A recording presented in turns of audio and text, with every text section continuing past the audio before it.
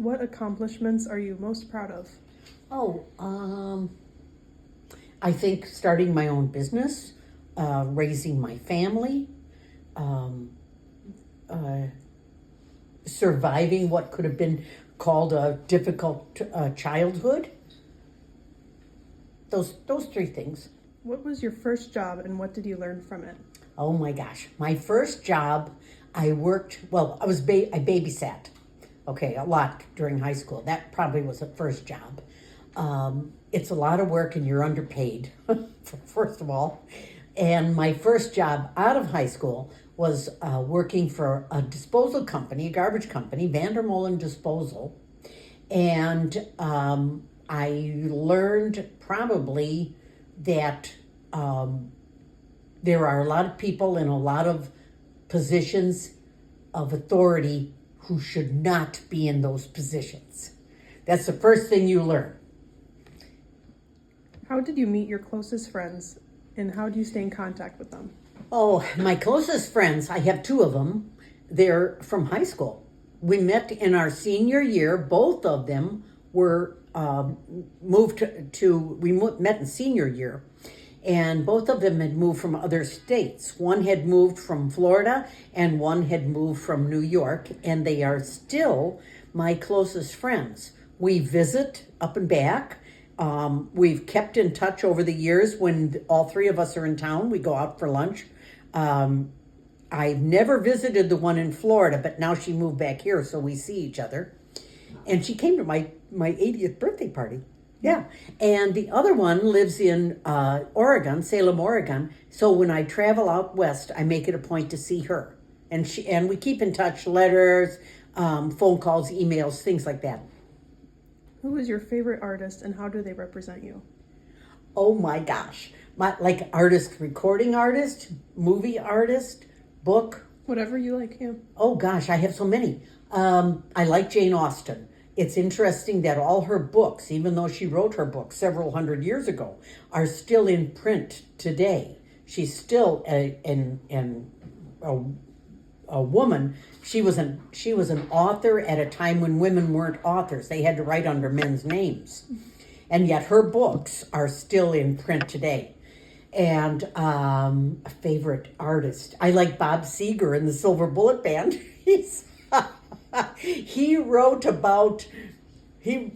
songs about every teenager's life, about what it was growing up being a teenager in the 60s.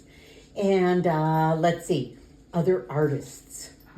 Man, this is a tough one. I'm a John Wayne fan, but I also like more current people. I like Matt Damon. I'm Jeff Bridges. Those kinds of artists. I'm not a fan of painting or anything like that. Not that I don't appreciate a good picture. I think Ansel Adams, who took incredible photographs of the early Western history, that would probably sum it up.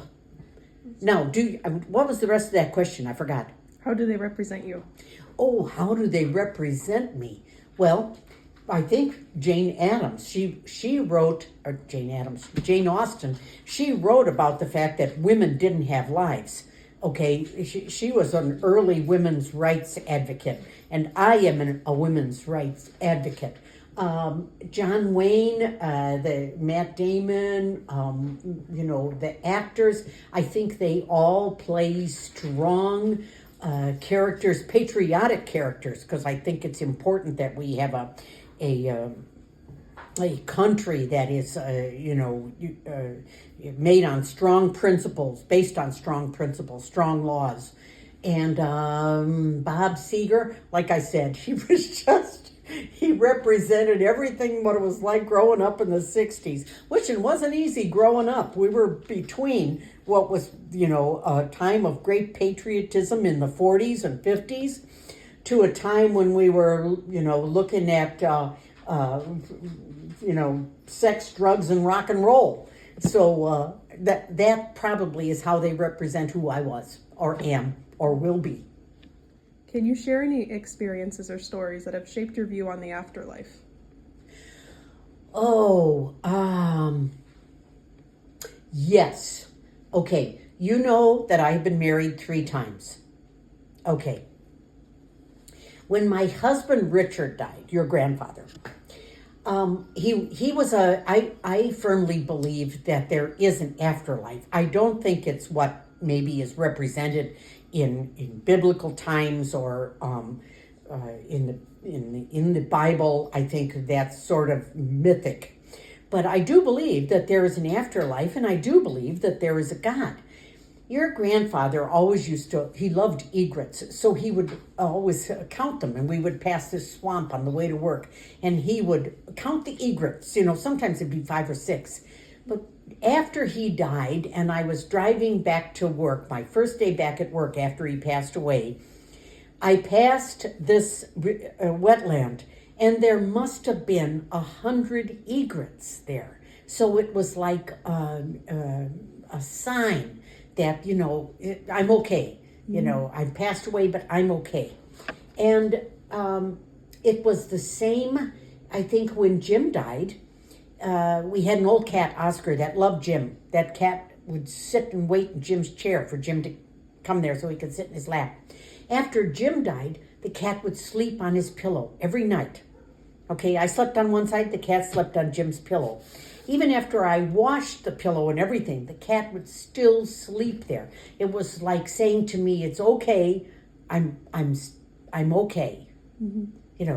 So that kind of shapes my thoughts on the afterlife. I'm kind of in a way, nobody wants to die. Okay, mm-hmm. Nobody does, but it's going to happen. And in some respects, I'm kind of excited to find out what's out there. Mm-hmm.